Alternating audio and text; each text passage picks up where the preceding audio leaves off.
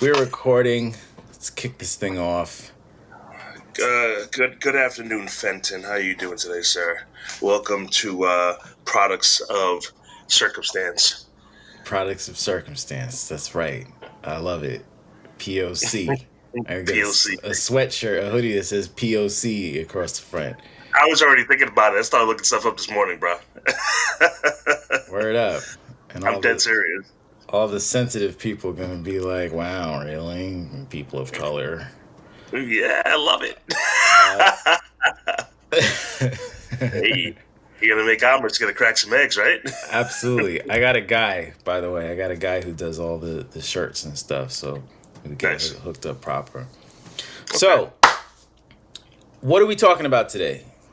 All right, today, since you enjoy when I just pick randomly through this handy dandy notebook of mine, I need like one of those sound effects from like the game show.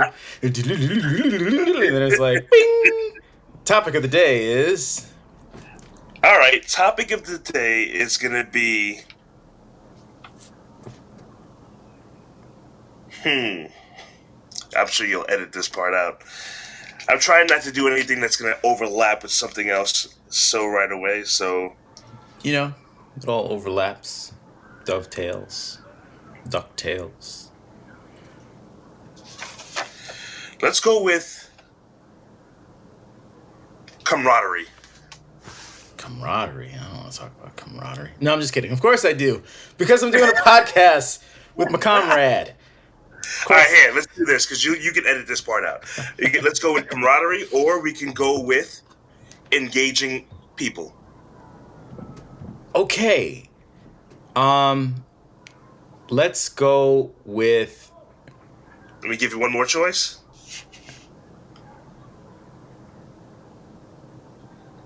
One more choice would be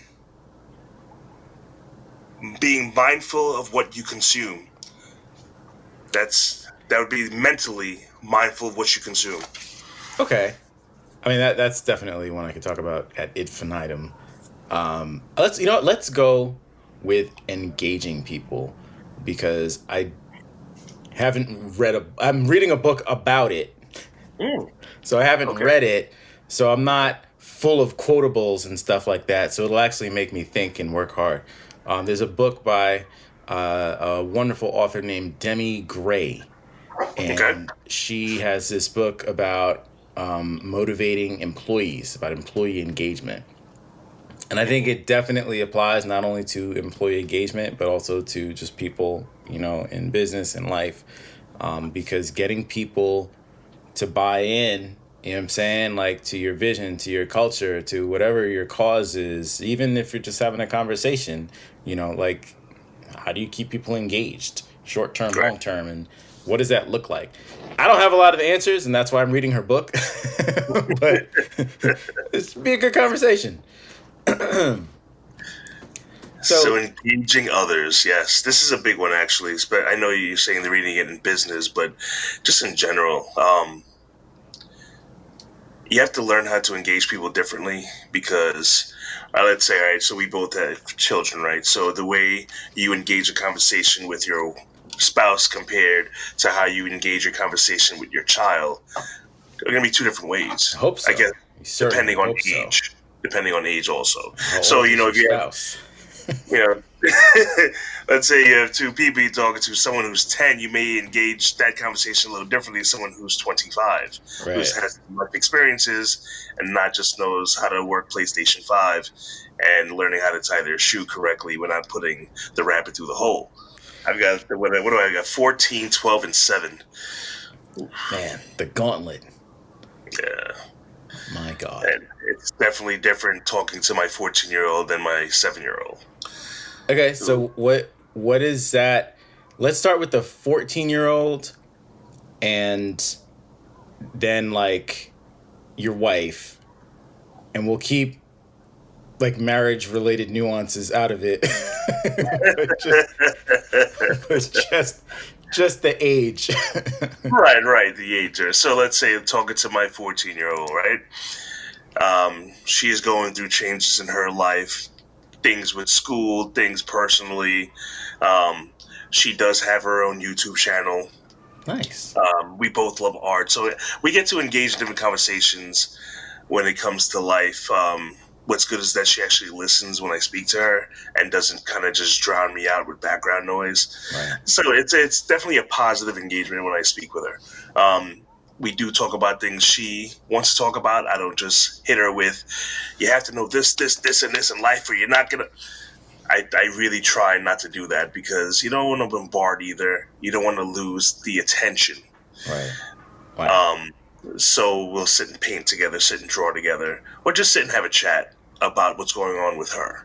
Did you like Um, slide in the wisdom while you're like, doing the Monet oh, thing you or know I do. So, painting is a metaphor for life. See, because As you apply paint to canvas, you apply knowledge to the knowledge of world. self. But when I'm talking to my 7-year-old, he really wants to talk about his new skateboard or his dinosaur collection. Mm. Daddy, which car goes faster? It's more that. And of course, I still try to slide in some knowledge as I talk to him as well because it's never too early. What does that look like with the 7-year-old? He listens, but I think some of it, and I'm not sure, but I think some of it's kind of going in one area, out the other, and he's not really holding on or grasping, that is, how the knowledge I'm dropping to him. Right. uh, he doesn't grasp it as much as, say, the 14 or 12-year-old does. When okay, that's what Dad meant. Okay, that's what he's trying to get at. Because of course you got to relate. If you can't relate to the person you're speaking with, they're not going to understand fully. Right. So you got to in some way relate to what they know, so they can understand what you're trying to show them. Sure. It makes total sense. Yeah. And I think dealing with anybody, I find that storytelling is so powerful. That's not like a novel idea.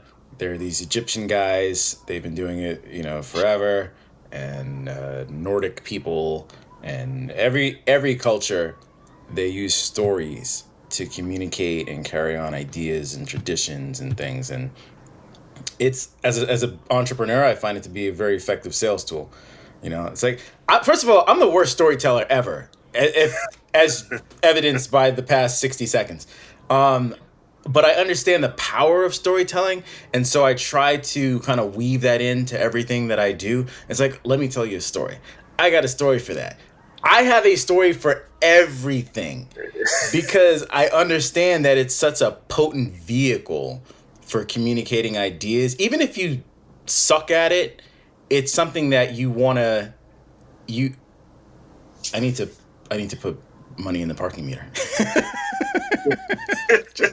I just thought of that. Okay, so while I'm doing this, storytelling to me is it is the best way to get somebody to be engaged in what it is that you're trying to say. I use it when I preach in church. I use it when I'm mentoring, youth. I use it in casual, situations just to make a point. Sometimes you don't have to make a point. You just tell a story, and the point is made. And people, they get it. They're like, okay, I see. I'm mad at you, Fenton, that I sat through 5 minutes of my life that I can't get back. But I see what you was trying to say, and don't ever do that to me again. But yeah, it's one of those things that I recommend everybody kind of get good at and work on. I heard that if you tell a story one way, you want to. This is Seth Godin. He said, try changing some small detail in the story the second time and see how it resonates with people, and just keep on reworking it and refining it. So I have some stories, and don't try to put me on the spot and ask me for one now, but I have some stories that I know are going to work to relay a certain point or message in a certain situation, and I can keep people engaged during that time. Right. Now, I understand this is just one type of engagement. This is a very basic, like type of engagement, like, are people listening? Right? But I think contextually it's relevant because we're talking about the younger folks. And then when you start dealing with older people, and we could talk about engagement in terms of like long term. there's something that we want to accomplish, whether it be with our spouses, maybe there's like a project at home or something, there's a change that we want to, see in one another, or if you're in business and you're trying to accomplish, again, long-term endeavors, how do you get people? I think it has a lot to do with vision. Right. And again, I think storytelling is really great for articulating vision. As an It really entrepreneur, is. I mean, we're both business people, and we both have people that work for us, and we want to be able to work with us. I hate to use work for. Yeah, I never say for, I say with, actually. It sounds stupid. Like, honestly, like, the people that work with me, if they were listening to this, like, none of them are going to say I work for Fenton. And I wouldn't want them to feel that way or to think that. Like, we work with one another. Also an amazing part about engagement, right? Like, making sure that there's parity. No one person is better than the other, greater than the other. Like, we are teammates. We're on this journey together, and your ideas are valuable, and what you bring to the table, I value and I respect, and vice versa. And I think setting that baseline of, we're in it together and we're equals is the first thing that you have to do. Anytime you try to, again, in business or in personal life, if you try to put yourself ahead of somebody or higher than somebody, like, people's egos just aren't going to tolerate that. Right? Like, that's like, if we were like, all right, well, we're going to do this podcast, but, my name needs to be first, it's like, well, wait a second. It's like, well, this was my idea, or I'm doing this and this has greater value, and like, it's hard to get people to be engaged when their egos aren't able to be at peace. So settle that first, and then people will be far more open to what it is that you have to say. That's probably in the book that I'm reading, but I didn't get to that chapter. I just thought of that just now.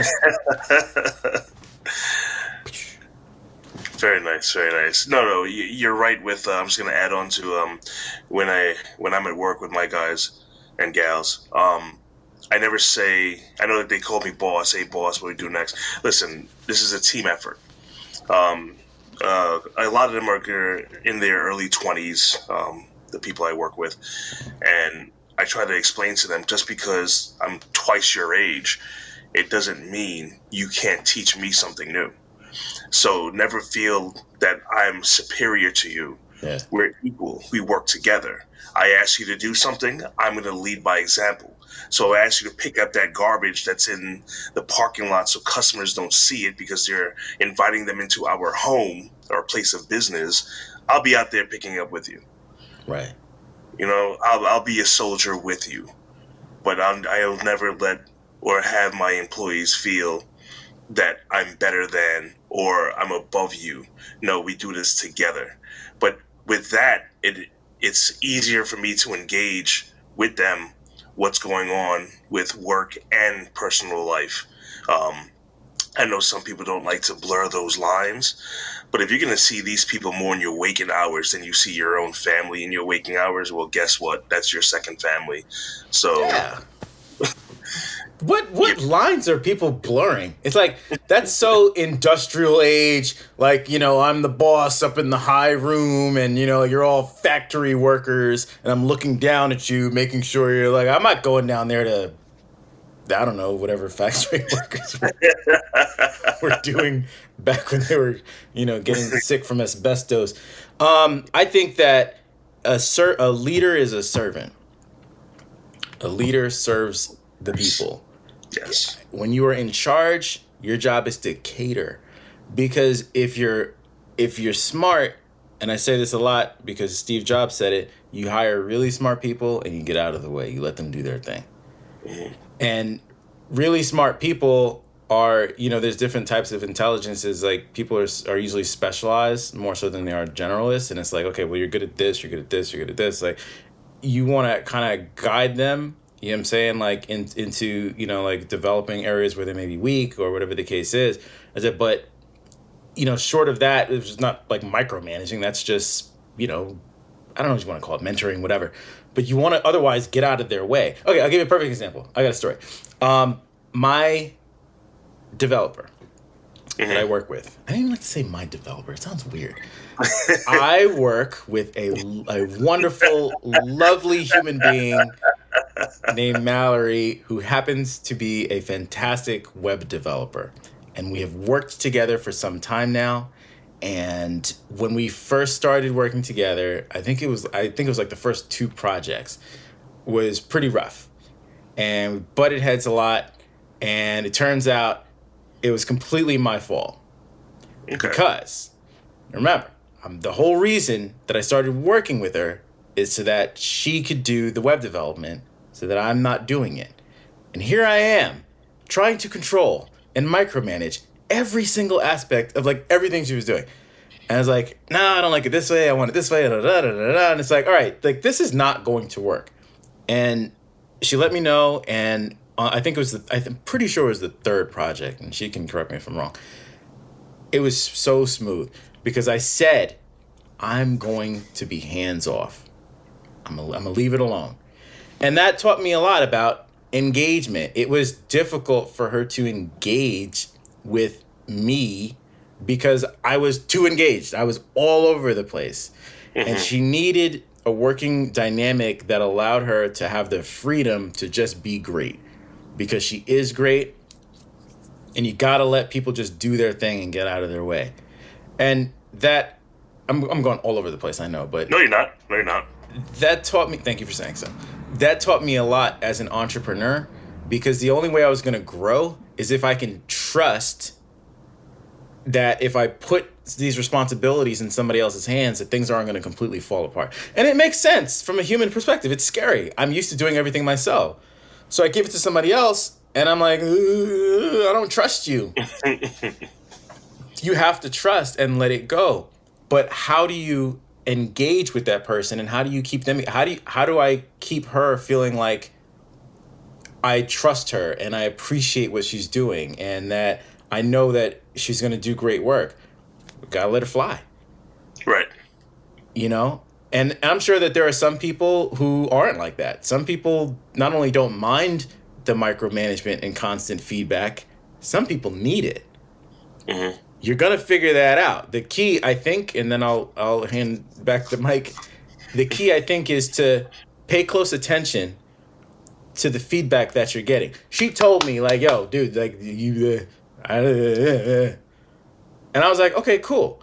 Now, if I were like, all right, no, I hear you, you know, but this is the way that I work, and, you know, we need to do things my way. And I was like, we wouldn't have the relationship that we have. And she'd have been long gone, and I'd have lost out on her talent. But I listened, and I responded accordingly. Right. And you gotta always be paying attention to not just, because there's body language, right? When people are frustrated, they're engaging with you and they're frustrated. It may not always come out of their mouths because some people aren't gonna say something. Mm-hmm. Some people are gonna just fold their arms, furrow their brows. The way that they respond, the timeliness of their deliveries on things will change, and you can tell that they're checking out based on their actions and not their words. And that's the type of situation where they'll just hit you up one day and be like, hey, listen, I found something else. What happened? I thought everything was going great. They seemed engaged. No, they were not.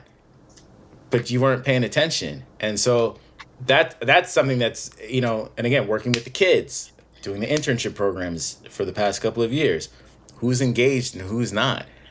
Right. I know that the young man, I know that the young man who, I try to be mindful of these things, I do. But, you know, I talk the way that I talk. I try to be mindful that the 14-year-old young man, right? Like say there was a 14-year-old young man who had, he played soccer. And his soccer schedule, you know, kind of butted heads with our internship schedule, the work that we were trying to do and the meetings that we would have. And it really took a toll on his productivity and his engagement. When he was on the calls, he was showing up late. He, you know, what do you call it? He, you know, would say that he had to miss, you know, some meetings because he had to go here, go there, and do things like that. And I want to think I was cool. I want to think I was showing a lot of grace for the Mm-hmm. situation, but I was very tuned in to his behavior and very tuned into his engagement levels. And I did what I could to make the best of the situation. At the end, to get through this story, I told you I'm not the best storyteller. When I spoke with the people who were in charge of setting up the internship, because it's through the state, through the schools, Right. what they said was that it's like, yeah, he had some things going on at home, and it was kind of rough, and da da da da da da. And I was like, okay, all right, that makes a lot of sense because his engagement was pretty low, and he wasn't one of the better interns for that reason. He's a great kid, I'm sure. And by the Right. way, apparently a phenomenal soccer player. So he was very engaged there, but he Mm-hmm. wasn't engaged with me. And it could just be that his bandwidth, between soccer and the things that he had going on at home. And how do you know that?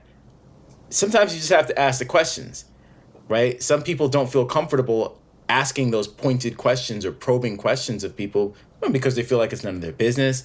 Maybe they feel like their job environment or whatever the context of the relationship is doesn't give them permission to Mm-hmm. ask those questions. Something's up, but you just can't dig, and that can be pretty frustrating. But if we're gonna just if we're gonna do this thing, like we need to be willing to ask those questions. Like we as leaders, like if you have the whole point of us doing this podcast is because you talk to people on your job that work with you, and you're like, yo, I mentor people and I want them to have a resource where they can get information that's valuable to them. The whole reason why you're doing this is because you know that there's things going on. And I don't know, what I'm saying, like how deep your conversations are with them, but I would imagine, knowing you, I would imagine that you do have conversations with people that are beyond surface level conversations, and that's on your job. And that's great because that's what leaders need to do. We need to dive in and figure out what's blocking people from being engaged. Can we remove those blockages? What tools do we have to remove those blockages? Because like once you identify it, if you're a doctor, once you identify the issue, all right, cool. What's the course of treatment? Right. Right? What are we going to do about that? And can we do anything about it? Is it terminal? you just you're just fired. I've talked for quite a bit. No. You were hitting some very good points. But you're right. The reason I did want to start this entire thing, the reason you got that phone call, probably 2 months ago, Yeah. was because throughout my career right now, and before I was in sales, I would speak with people and try to get below the surface. Below the surface. Anyway, try to get Under the below the surface. intellectual conversation, not just it's sunny outside and looks like it's gonna rain. Right. What's really going on? A lot of people. I've realized with the ones I work around, not just where I work now, but just in general in this business, some people just feel like no one wants to listen. So if you just give your two ears and shut your mouth for a second, right? You can listen with two ears, you speak with one mouth. So just listen to people once in a while. They'll tell you what's wrong. They don't always want someone to fix it either. So I know you're saying the diagnosis. You're not supposed to fix everyone's problems, which I learned from my wife. I give my wife the credit on that one. This is years ago. Yeah. Not every time I talk to you doesn't mean I want you to fix something. Sometimes I just want you to listen. That's what I've learned in this business. These younger girls and guys coming in have no one to just listen to them, even their own closest friends and family. Yeah. People want to give them advice on everything. Sometimes they just want to be heard. And that's how you can engage with them, just by listening to what's going on. And they have real problems that they don't want to talk to anyone about because it's most of the time brushed under the rug, Yeah. or brushed aside. Like, all right, thanks for telling me that. All right, move on. And you're right. I'm going to go to another point that you made about being a great leader is being able to engage with the people you work with. We're not having to talk about work all the time. I make it a point every single week. I make a point of it to take one of my salespeople to the side and ask them, how's everything going? They all start off the same way each time. Well, this customer, stop. How's everything going with you? Are you okay? Right. Your family's okay? Yeah. If you have children, are they okay? Yeah. How are you mentally right now going? And I engage with them like that instead of just asking, how are your numbers? How much money did you make for me today? No, no, no, no. How are you today? And do you It's, see their faces go like, well, yep. man, and then they just let it out? Yes. I've gained the trust. I gain trust very easily with people. I have that. I guess energy is what I've been told. I'm not trying to pat myself on the back right now. I've been It's your told by many eyebrows. that. You're very trustworthy eyebrows. Oh, yeah, yeah, uh, yeah, yeah. but yeah, I've been told. I have a good energy about me, and babies and pets love me. It's amazing. But now, This doctor. What's the doctor? The character with the animals. Anyway, it's done. I know exactly what you're talking about. I don't remember the little girl, right? Yeah. You talking about that one? Yeah, Yeah. yeah. I know. But they've learned to trust that what they tell me, number one, stays with us. It's a It's conversation huge. or an engagement between me and the person I'm speaking with, and I'm not prying into business. All I ask is there anything you want to talk about? Is everything going well? Right. If they give me, well, can I sit with you for a second, just tell you something? And if they ask me for advice, I'll give it. But if they just say, I just need someone to listen to me for a sec, I'll just sit there and listen. But I will always say, would you like advice, or do you want me just to sit here, listen to you? You need to vent. Let me know what you need. But just doing that alone, you Right. could see they actually enjoy coming to their place of work, Right. which just speaks loud. Wow. That's huge. Being able, because it's peace. It's peace. What we want at the end of the day is peace. Mm-hmm. And when you can go to work, a place particularly not known for being a place of peace for most people, they usually can't wait to get out of there, and feel comfortable with an employer. You know what I'm saying? Like with a superior, and feel that I could just talk. I have my best conversations at work with Ken, strangely. That says a lot. And it really is a testament to your eyebrows, and all that they. Now, what did you say that was really important? Oh, being quiet. First of all, I'm the worst at that. If you don't want advice, don't come to me. Don't come to me and think that you're just gonna rant and vent and I'm not gonna tell you anything. I'm absolutely going to give you all of my advice. I'm gonna give you a book. And I guess it's something I could work on. my, I'm much better at it now after 7 years of marriage, than I was before, and I like to think I don't do that with my wife as much anymore, but with other people, absolutely. I'm like, because it's like, it's not that by saying something out loud that you're asking for advice. That's not my point. Mm-hmm. But there is an opportunity there for some for some of these gems to be applied. And if I had to if I had to just, think about it right now, people, I guess it's probably ego. Like there must be something about my ego that says, well, Fenton, what you have to say is going to be so helpful that it would be a crime if you didn't share it. And I'm not going to hang good or bad on that. I'm just going to say that that's currently the way that I'm wired. And hopefully, if anybody ever feels like I wish he would just shut up and listen, that they would just tell me so. Because I'm the type of person who will just tell you so. I just want to know. Just let me know. You don't want me to talk about it? Then tell me don't talk about it and I won't talk about it. Right. But if every time you come to me and I hit you with some knowledge and then you're like, Fenton, thank you so much, that's really great, then I'm going to think that it's good. And then that's your fault. Anyway, it's very helpful if people can just listen sometimes and be that safe space for other people. Because as you said, I used to work in customer service for like a long time. And one of the things that we learned was people just want to talk. Like I used to work at 1-800-Flowers, like on TV over in Westbury, and people would call up and my flowers were wrong and it was delivered late, blah, blah, blah, blah, and it was like, well, what do you want me to do? Not that you asked what do you want me to do about it, but when you got to the point of resolution, what is the resolution? You'd be shocked at how many people don't actually want anything. They can accept in their hearts and minds it's done.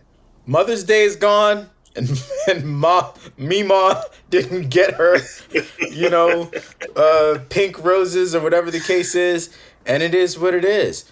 They just want to vent. They just want to get it out, let the frustrations out, and now that they're done, it's like, all right, it is what it is. We'll see you next year. It's like, so you're calling back next year for Mother's Day? Okay, cool. Same time, same place. Father's Day is right around the corner. Can I help you? At the mortgage company that I worked at, I was doing client relations there and communications, and there's big transactions, hundreds of thousands of dollars on the line. Something goes wrong, people are very upset. The mortgages are the number one largest transactions that most people will ever make in their lives.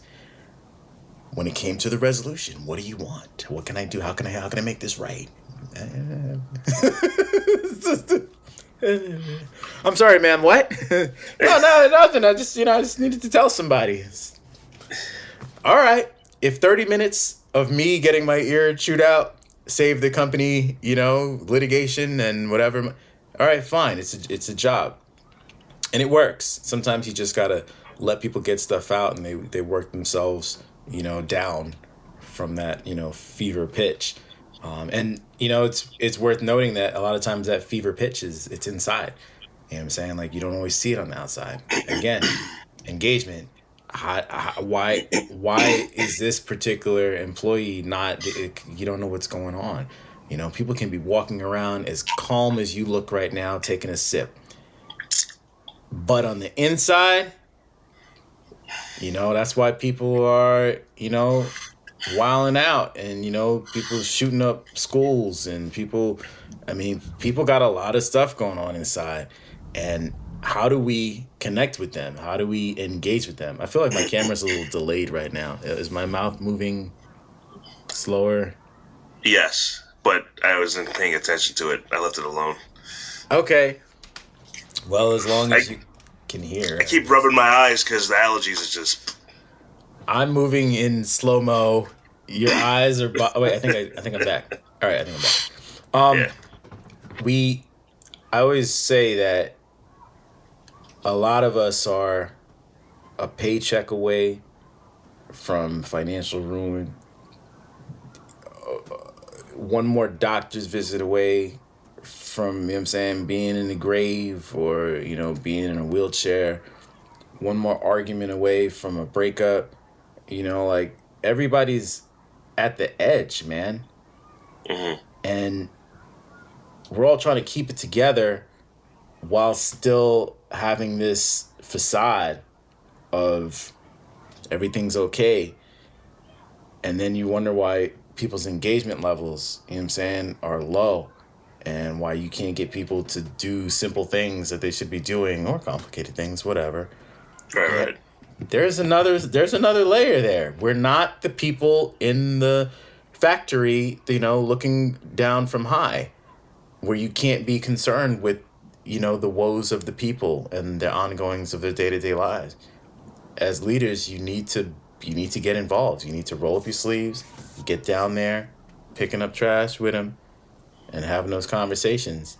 And yep. It's a very humbling thing, to be in any type of leadership role, because you realize very quickly how much all of this stuff is teetering on the edge. Business, whole enterprises are really teetering on the edge because their people are teetering on the edge. And but you also have this amazing opportunity to grow in empathy as you learn more about people's experiences and realize how much more we are similar than we are different. Mm-hmm. And how a title really doesn't mean anything. We all have the same issues. We all have the same desires in life, to see our families be well off and, to be healthy and to, have aspirations. Like it's all the same stuff, but, we gotta, we have to see each other that way first, before we can start to address, well, why is this person not engaging the right way? Well, it'd probably help if you just saw them the way that you see yourself, like just as a human being who's just going through some crap every day. Yeah, exactly. You know, let's take away the pandemic did that for a lot of people. I think is it made a lot of people more human in one another's eyes. It's like, oh man, this person, they was going through it. They lost people. Their business got shut down. The job they was working at shut down. Prior to that, a lot of people, we look at each other, based on whatever we present. We got it going on, everything's cool, blah, blah, blah, and then it's like pandemic hits. Oh, snap. No, it's really not. Oh, you broke too. oh, oh, you can't get a job either. So you're not social media rich. A lot of things got revealed, and the playing field got leveled. And I think that hopefully the one thing that we don't lose, from as hopefully things become more and more normal, and we move away from it, is that we're empathetic, and that we have more shared experiences than we do non-shared experiences. They may look different, but in the greater context, we're all just trying to survive. So why can't we come down a notch off of our high castle and just talk to each other about just regular day-to-day, how you doing, the way that you do with your people? Right. You know? Which I completely agree we need to do more of. You know what? I was raised this way. A basic greeting of day, like good morning, good afternoon, good evening, that the basic stuff that my 7-year-old knows how to do. Like I see, like even when I drop him to school, I'm looking at other parents and like, oh, good morning. And, it's a 50-50. You don't have to say good morning back, but sometimes that good morning, saying that, or good afternoon to someone might change up how they feel in that moment and make them, like you said, open up Yeah. different doors in their own brain to say, all right, not so bad. Yeah. I'm just basic human. Just acknowledging each other, a smile. Acknowledgement. Like, Man. people, as black men, when you see another black man walking down the street, you give the head nod. And 98% of the time I get one back. 98%. I'll take that all day. I'm gonna bump it up to 99. Okay. It's very, very rare and strange that another brother won't. You know what I'm saying? It's like, oh, he didn't see me. Right. Sometimes he didn't see you, or they're like, "What do you need? What do you want from me?" Still get a couple of those. And a lot of that, for me, in like there, the origination of it. You know what I'm saying? Like that's a topic, but like today, for me, I see it as like I see you. You know what I'm saying? Like we see each other. Mm-hmm. Because for so long, for black people in America, white people would not acknowledge black people. And they didn't have to. And that's just is what it is. And it's just baked into, you know what I'm saying, like the culture of this country. It is what it is. And we operate in spaces, you and I both, where we're still very much minorities, because black people are minorities. But in the spaces that we operate, we're still minorities. So when you see another black person, you acknowledge them. And it does something. Being seen, being acknowledged, it does something for a person. Mm-hmm. And it's exactly what you said. If you even just saying good morning, you know what I'm saying? Good afternoon, good evening, whatever it is, can completely change somebody's day because they haven't felt seen. You are taking that first step. What do they say? They say 50% of the world is waiting for the other 50% to say hello. You ever see somebody, Scott, like, like a mean mug, and then you say hello, and they light up, and they're Smile. smiling, and it's like, wow, like you have a completely different face. Like your resting face is, ugh.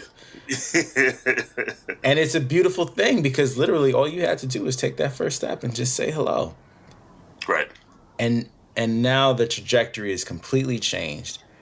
And we have the power, all of us, to do that literally every single day. Is every person going to respond positively? No. And we don't know why and never will know why. And you don't take it to heart. You know, you don't say, oh, well, I said hello to somebody last year and they didn't smile back or say hello back. So I'm going to say hello to other people for. That's crazy, right? Right. You make a choice to engage people. Right. I'm not sure what else to say about that. It's a beautiful thing. Yeah, I mean, super random, bro. It's a beautiful thing. Super random, bro. I was in Grand Central, and I was going into Grand Central off of like Vanderbilt or whatever, and straight up, I promise this happened. I was wearing like a suit, you know what I'm saying, like looking dapper, whatever. This lady straight up curtsied, bro. She curtsied. She had on a skirt, and she just did the thing with this. You can't see it. Lifted the skirt. I know what a curtsy is. Legs went like this and curtsied. I was like, "What was that?" And she was just like, "You look so handsome." And I was like, "Okay." So obviously, you know, don't go around curtsying unless that's your thing. I don't. Maybe there's a curtsy movement, exactly, and I don't want to, you know, let take it be, anything man. away Let it be. from the from the curtsy community. But that, you know, like that's an extreme example of somebody who just, I mean, you talk about made my day. Like, I mean, you know, like couldn't tell me anything. Did you see her curtsy just now? For me, that just happened. But on like a similar but lighter, you know, less extreme note, I was walking down the street in the city. I was on my way, I think, back from seeing my wife, and this brother was just like, "Hey, man, you look great." Again, I had on a suit. He was like, "Hey, man, you look great. You're awesome. You know, really doing it." I was like, "Thank you, my brother. Thank you. Wakanda forever." Yes. Wakanda forever. That made my day, man. Just to be seen, to be acknowledged. There's millions of people walking around, and so often we don't just say hello. It's crazy. I feel like it's definitely was not that way when we were younger. You know, I feel like, you know, the world has gotten a little less friendly as we've gotten older. It's very unfortunate. The world is, you know, a little dangerous, whatever. You got to mind yourself. You know, we got kids. I mean, you probably don't want your kids saying hello to everybody they walk past on the street. Just keeping it real. I certainly don't want my toddler to saying hello to. She does it anyway, but I'm right there holding her hand. You know, she's the mayor of our town. But hopefully, as she gets older, you know, she'll, you know, begin to get that discernment that the world climate requires that you know, be knowledgeable. Which is also why you should take martial arts. But that's not what we're talking about today. We're talking about engagement. Ken, why don't you? Why don't you close us out? Come from? Because that's not the type of engagement that we want to have with people. You know, half Nelsons and headlocks. That's not what we're talking about. What did Bruce Lee say? It's better to be the flower, the warrior in the garden, than to be the garden in a war. Yes, I agree 100%. You understand that? Be the So it's better you know how to defend your garden or defend your world, but be peaceful. It's better to be a peaceful warrior in the garden, I believe what it is. I have to look that up. But he's saying be a peaceful warrior, but you can always be prepared while you're in your garden in peace, than to be an unready. I'm making up words. Better than to be in your garden while there's war going on and your garden gets destroyed. So your peace, somewhat inner peace. Yes. So don't let the outside world destroy your inner peace. Always be that warrior in your garden, protecting your inner peace. But since you brought up martial arts just now, yeah, man, you got to be prepared. You never know what's gonna happen, but you know, always have a. I say this all the time publicly. I have never been in a fist fight in my entire life. Ever. It's never happened. I've always chosen to walk away because before I ever read the four agreements, since I was a youth, I had an understanding that it's not about me. What it is, I don't take things personally. You know what I'm saying? Like when you have self-love, you have self-respect, you don't allow external influences to impact how you feel about yourself. And so if somebody has a problem with me, it's probably not really me. It's there, and I'm gonna say this again. There is something in their spirit that is responding to my spirit. I'm not responsible for your spirit. I'm responsible for mine. And it's not likely that I'm changing. It's not likely that I'm changing anytime soon. So you're going to have to figure out how to, you know what I'm saying? There's one person in this entire world that I'm willing to make that sacrifice to change, you know what I'm saying? That's my wife. You know what I'm saying? Everybody else, like, you just go, you have to figure that out because I'm me. And that may sound a little crazy, may sound a little selfish, whatever, but the important concept for people to understand is that there are people you're going to meet in your life who are going to engage with you, and it's just not going to jive. It's not going to go well. Right. Correct. And that's okay. It doesn't require you or mandate you to change something about yourself. You don't have to walk around trying to accommodate everybody. You don't. Should you not be a jerk? Yeah, don't do that. Don't. There's a difference. Don't be mean. Always try to uplift and not tear down. Yes. Yes. You know, be generous and not selfish. Like, these are things you learn in the playground. You know what I'm saying? Like as a kid. Right. Like Hopefully. Sandbox rules apply in life. But don't go around trying to accommodate everybody. It's tiresome. You're going to wear yourself out. And that's the wrong way to try to engage with people. You have to figure out how to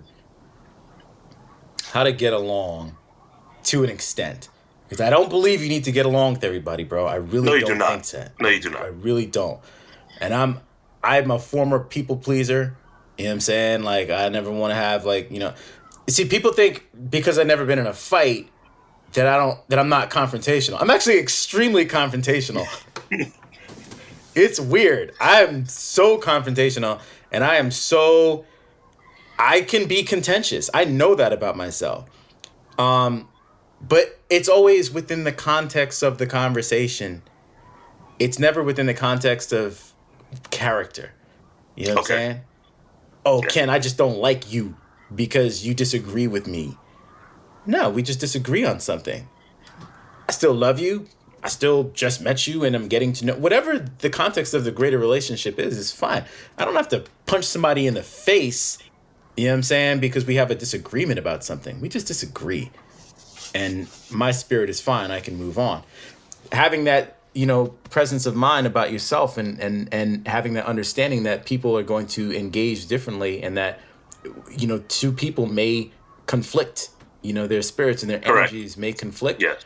That'll change your life. You just say, all right, we're just not people that jive. That's all. That's fine. So I don't have to look at the engagement that we have and say it's positive, negative. It is what it is. Is what it is. Is what it is, brother. It is what it is. You know? and that's all right. You go be in your garden. I'll stay in my garden. Just don't pick none of my flowers, because then I'm gonna punch you in the face. You can talk to some of the people I work with. Don't touch my plants, man. Don't touch my plants. I have 4 plants within my office area. That's nice. Just don't touch my plants. You can steal my pens. You can work on my computer. You can sit in my chair. Just don't touch my plants. Don't touch my plants. Ken's out there like Mr. Miyagi, bro. You'll see another side of me. It's all right, though. Well, definitely enjoy this as usual. Again, products of circumstance. Yes, follow on Instagram. There will be a website. I know this is like one of the early episodes, but there will be a website. Definitely follow on Instagram. We need to get that cracking. And there will be a YouTube channel. We'll put that in the show notes, and you can subscribe and make sure you watch more episodes. Hit that notification button, the ding ding ding. You know what I'm saying? This is early, bro. Like, this is one of the first episodes. So, like, people, if you're tuning in, like, you're really getting in at the ground floor. Hit the notification button because there's another one coming next week. And you want to make sure that you could say, like, I was rocking with them back when they didn't have any. He was wearing Planet Fitness shirts, which I don't know if I need to blur out. There's no pretense here. We're just having conversations, and we're going to see where this thing goes. You know what's funny, bro? I looked into the screen as if I'm going to be able to see the bottom of your shirt just now.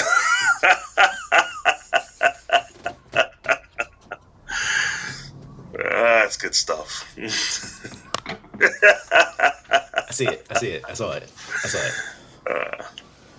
All right. As per usual, I need to go get my child. We'll do this again next week. All right. Have a good one, brother.